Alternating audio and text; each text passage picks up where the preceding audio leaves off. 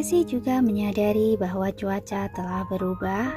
Dia meminta anak-anak untuk naik mobil dan pulang. Duke tidak peduli dan masih berkata sambil tersenyum, "Kenapa buru-buru pulang? Hanya turun hujan saja. Lihatlah betapa senangnya anak-anak bermain." "Anak-anak tidak boleh kehujanan." Tracy merasa tidak senang. "Baiklah, dengarkan perkataanmu." Duke menggendong anak-anak naik mobil. Mobil melaju ke arah villa di perkebunan. Tak lama kemudian turun hujan lebat. Langit sangat gelap. Tracy memiliki firasat buruk. Dia mendesak Paula untuk mengemudi mobil dengan lebih cepat. Ketika mobilnya sampai di villa, terdengar suara keras, "Perang!" Di kejauhan, anak-anak berteriak ketakutan. Naomi, Paula, dan pengikut lainnya segera penuh waspada. Tracy menjulurkan kepala dari jendela mobil untuk melihat. Sepertinya terjadi ledakan di kejauhan. Api membara, asap tebal perlahan naik ke langit. "Philip, apa yang terjadi?" Duke buru-buru bertanya. "Tuan Duke, jangan cemas. Aku akan segera mengutus orang untuk pergi memeriksanya." Philip segera mengutus pengikutnya pergi memeriksa. Di saat yang sama, pengawal dari divisi keamanan di perkebunan menelpon kemari untuk melaporkan situasi. Terjadi kecelakaan mobil di jalan samping perkebunan. Satu unit truk tangki bertabrakan dengan mobil yang mengangkut anggur. Divisi terkait sudah bergegas pergi menanganinya. Ternyata kecelakaan mobil. Duke menghela nafas dengan lega. "Tapi tetap harus memperkuat penjagaan. Jangan sampai terjadi sesuatu." "Mengerti, Anda jangan khawatir." Mendengar perkataan ini, Tracy tidak banyak berbicara, tetapi ia tetap merasa ada yang aneh. Setelah pulang ke villa, Tracy memerintahkan Naomi untuk pergi memeriksa situasinya. Pada saat ini, Jeff datang untuk melaporkannya. "Nona Tracy, aku sudah memeriksanya. Itu memang kecelakaan mobil, tapi masih belum jelas apa itu perbuatan disengaja atau bukan." "Apa maksudmu?" Tracy bertanya sambil mengerutkan keningnya. "Mungkin ada orang yang sengaja membuat kecelakaan mobil itu untuk menyelimat masuk ke perkebunan." Jeff berkata, "Aku sudah mengutus orang pergi mengurusnya. Jika sungguh demikian, orangnya akan tertangkap dengan cepat." "Siapa itu?" Naomi bertanya dengan curiga. "Apa itu musuh keluarga Lois?" Paula menebak. "Seharusnya bukan." Jeff menganalisis dengan tenang. "Mungkin orang dari negara Embron ikut kemari." Mendengar kata-kata ini, Naomi dan Paula sangat panik dan wajahnya berubah. Mereka adalah orang-orang khusus yang terlatih menghadapi lawan dari luar. Mereka bisa meremehkannya. Namun jika itu adalah orang dari negara Embron, mungkin tidak akan mudah dilawan. "Tenang saja, aku akan mengurusnya." Jeff sangat tenang. "Beberapa hari ini, kalian jangan sembarangan pergi. Setelah aku menangkapnya, baru kita bicarakan lagi." "Iya." Naomi dan Paula menganggukkan kepala. "Sudah menyusahkanmu, Jeff," Tracy berkata. "Tetap perhatikan keselamatan." "Sudah seharusnya aku lakukan, Nona Tracy." Jeff sekali lagi berpesan pada Naomi dan Paula. "Masalah keamanan di luar serahkan padaku. Kalian bertanggung jawab untuk menjaga keselamatan Nona Tracy dan anak-anak saja." "Mengerti." Jeff pun pergi. Tracy sekali lagi berpesan pada Naomi dan Paula harus mengutus orang dengan baik untuk sepenuhnya melindungi anak-anak. Naomi langsung pergi mengaturnya. Paula tetap tinggal untuk memeriksa kamar. Ia tidak bisa menahan diri dan berkata, "Aku mengira kita sudah aman datang ke sini. Tidak disangka orang-orang itu bisa mengejar kemari. Jika tahu lebih awal, lebih baik tinggal di kota Snowy saja. Setidaknya orang-orang tuan bisa melindungi kita." "Tidak sama." Tracy berpikir dengan sangat seksama. Tinggal di kota Snowy, harus menghadapi perang besar. Di negara ini, Mana mungkin orang-orang itu berani kemari untuk berbuat semena-mena, paling-paling menyerang secara diam-diam.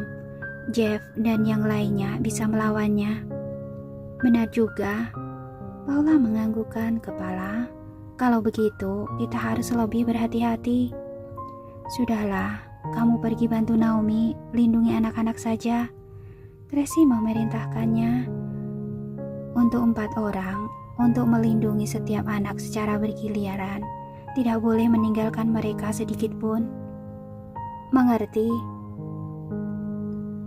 Setelah Paula pergi, Tracy sendiri yang memeriksa kamar itu. Setelah memastikan tidak ada masalah, ia bersiap-siap untuk mandi dan beristirahat. Saat itu Duke mengetuk pintu kamarnya. Tracy, apa aku boleh masuk? Tracy mengenakan jaketnya lalu pergi membukakan pintu. Ada apa, Duke? Aku kesini untuk melihatmu. Kamu baik-baik saja kan? Duke bertanya dengan perhatian. Philip sudah pergi memeriksa keadaan. Itu hanya kecelakaan mobil biasa, bukan masalah besar. Tapi aku juga sudah menyuruh mereka untuk memperkuat keamanan di setiap pos untuk menghindari kejadian ini terjadi lagi. Baiklah, kamu telah bekerja keras. Tracy mengangguk. Istirahatlah lebih awal. Duke ragu-ragu tidak ingin meninggalkannya. Kenapa? Tracy menatapnya curiga. Duke memberanikan dirinya dan berkata dengan hati-hati, ada bar di sini. Aku ingin mengajakmu ke sana. Sekarang? Tracy mengenyitkan keningnya. Tidak baik keluar di jam segini.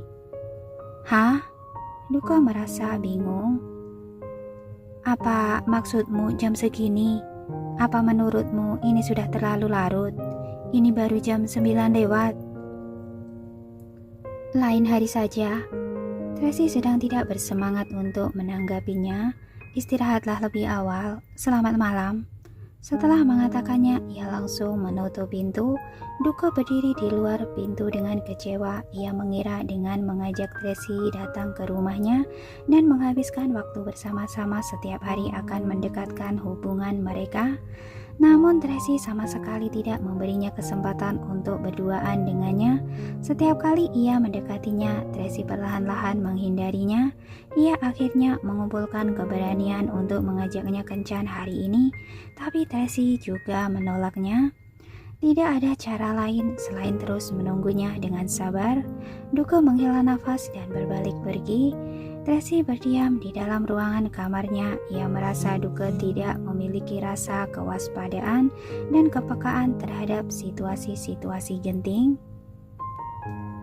Pada saat seperti ini, bukannya lebih waspada, ia malah mengajaknya pergi ke bar. Meski begitu, ini terhitung wajar baginya. Sejak kecil hingga dewasa, hidupnya selalu berjalan mulus tanpa hambatan.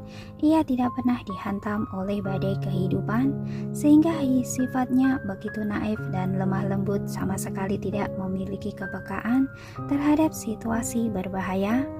Tracy sama sekali tidak berniat untuk berpikir lebih panjang lagi tentang semua ini.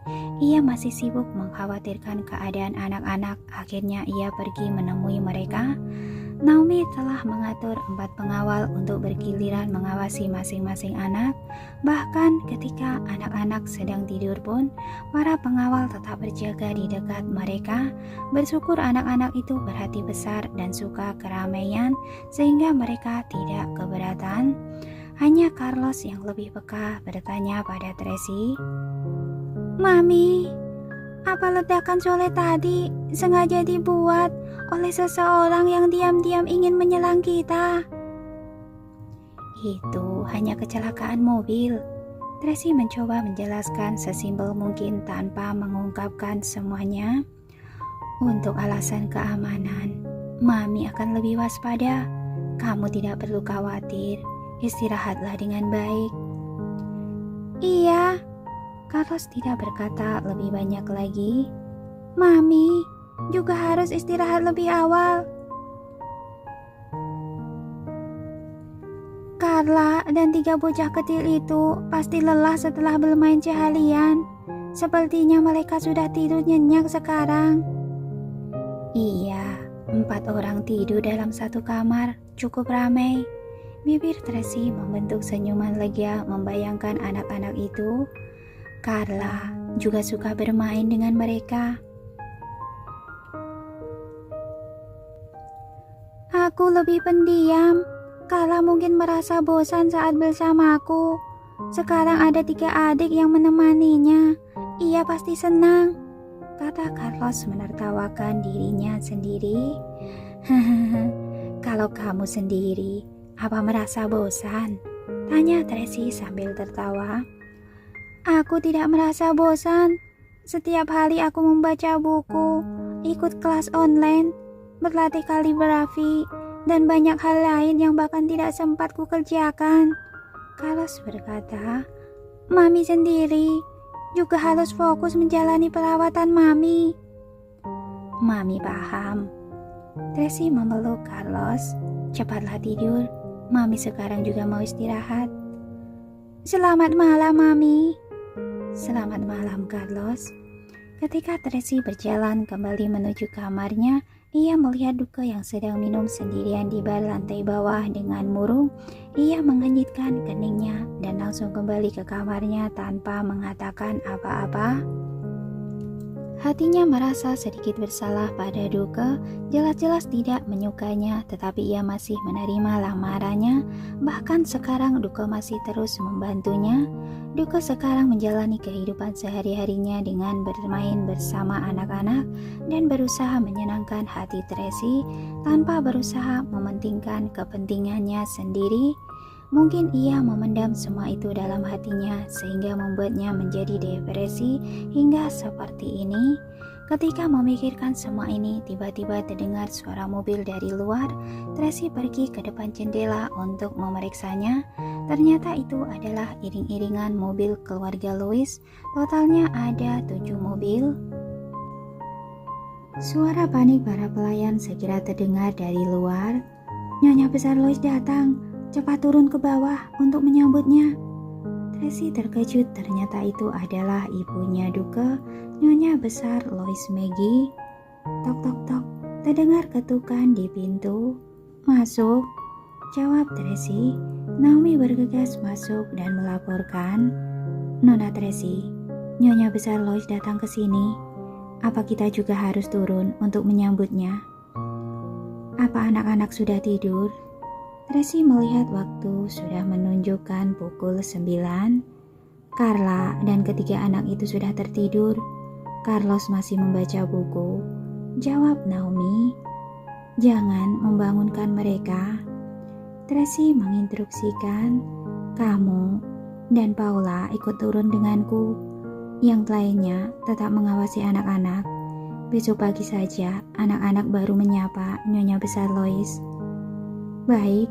Naomi bergegas turun. Setelah Tracy selesai mengganti pakaiannya, Naomi dan Paula sudah menunggunya di depan pintu.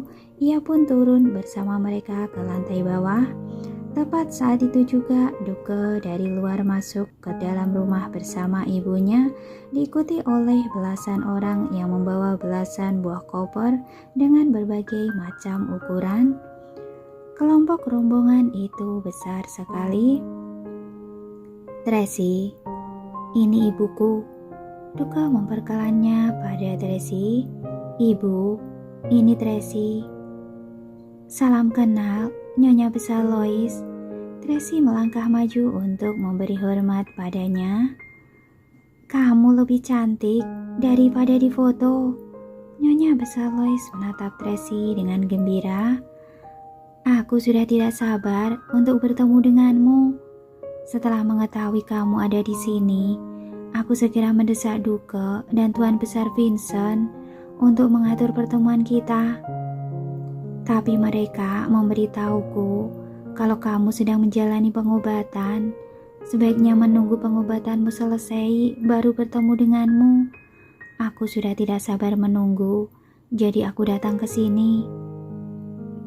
Nyonya besar terlalu merendah. Seharusnya aku yang pergi mengunjungimu. Tracy menjelaskan dengan sopan.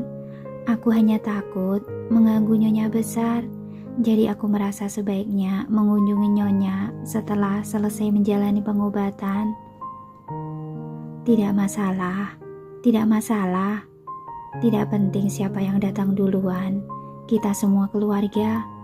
Maggie memegang tangan Tracy dengan ramah, lalu menatapnya dari atas ke bawah. Putraku, benar-benar memiliki selera yang tinggi. Sekali melihatmu, aku langsung menyukaimu. Hahaha, aku sudah bilang, ibu pasti akan menyukai Tracy.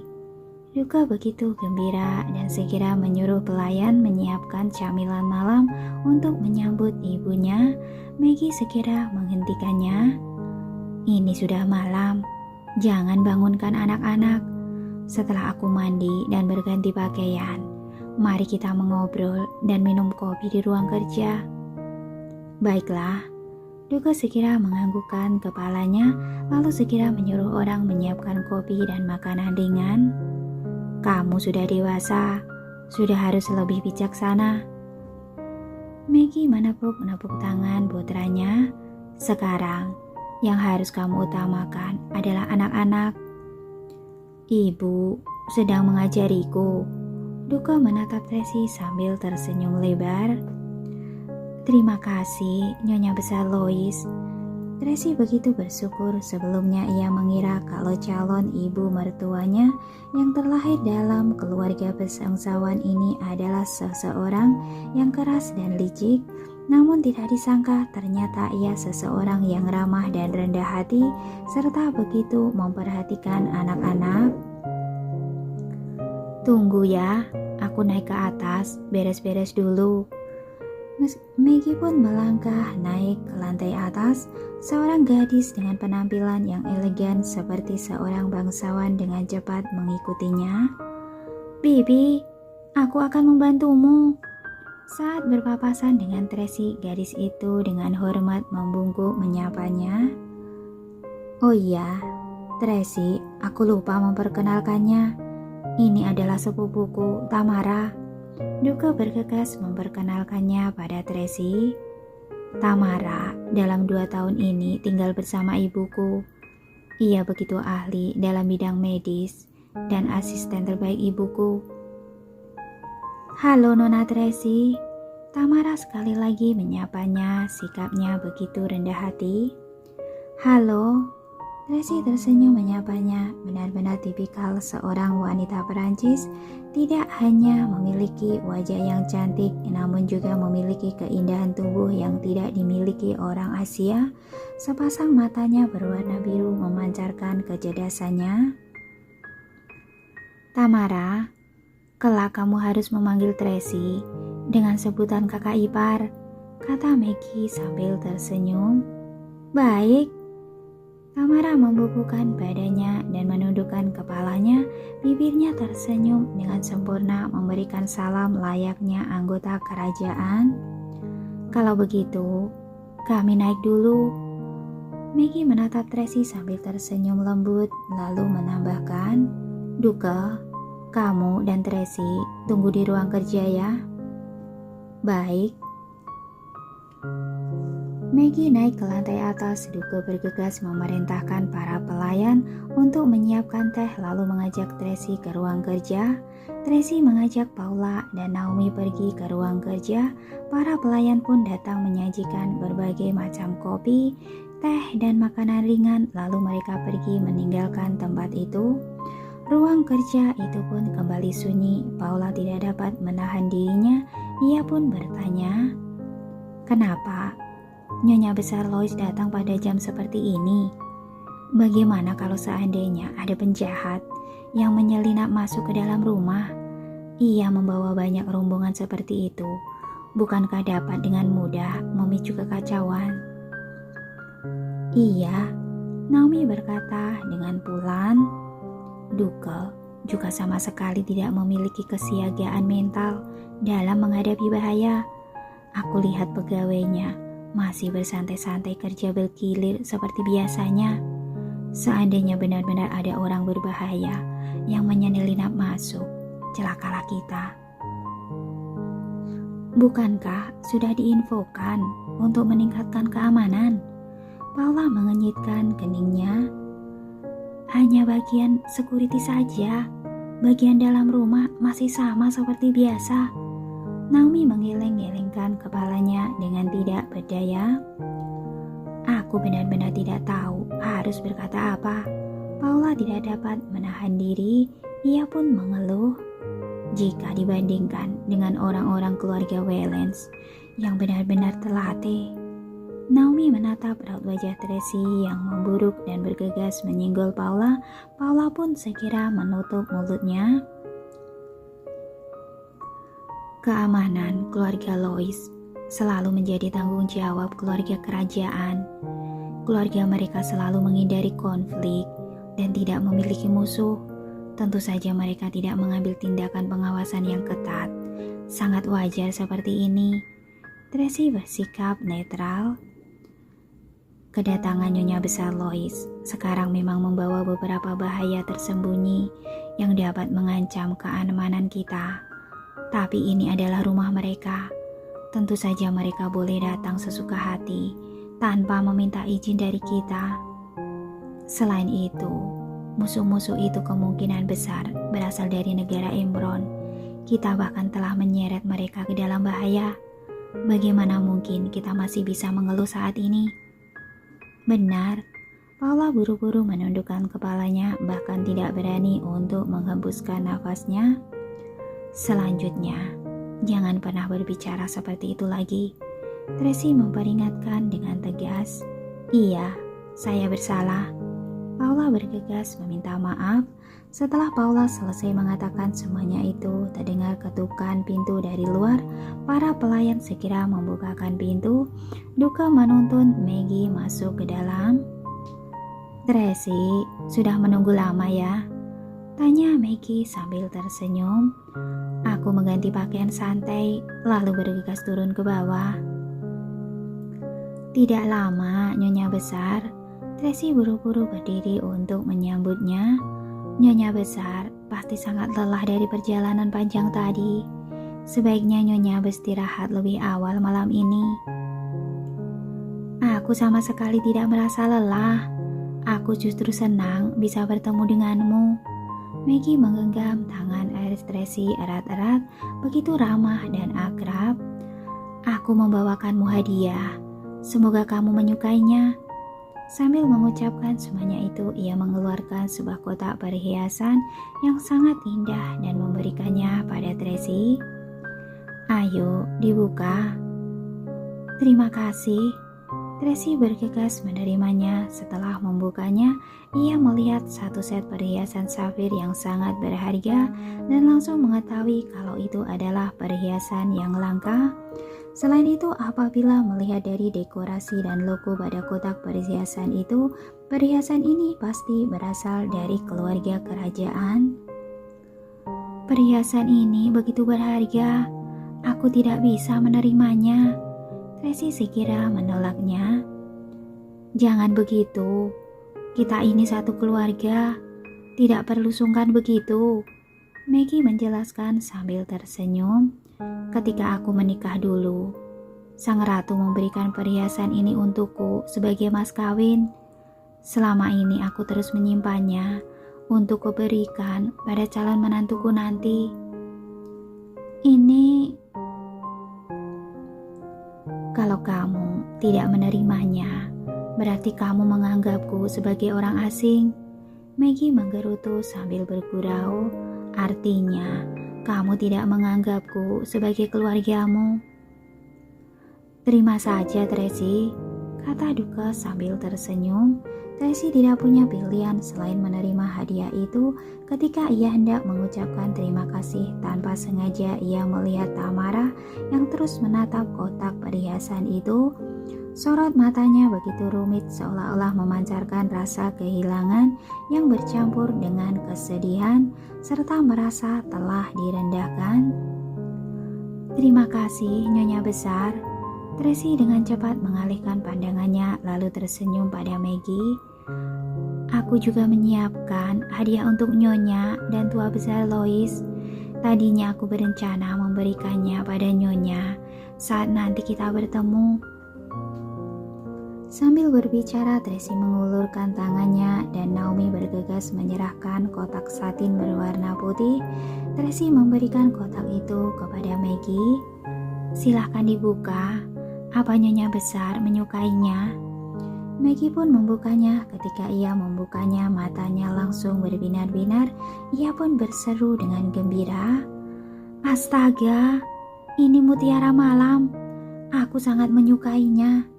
Selama ini aku selalu menginginkannya, tapi mutiara ini tidak bisa ditemukan di pasaran.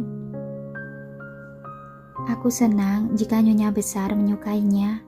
Tracy mengembuskan nafas lega. Sebelum datang ke sini, Lorenzo telah menyiapkan semuanya untuknya, termasuk hadiah untuk para senior dalam keluarga Lois. Ia tidak perlu mengkhawatirkan apapun. Hingga hari ini ia juga baru mengetahui hadiah yang disiapkan kakak untuknya ternyata begitu berharga. Mutiara malam seukuran telur burung merpati yang bercahaya ini sangat sulit ditemukan di pasaran.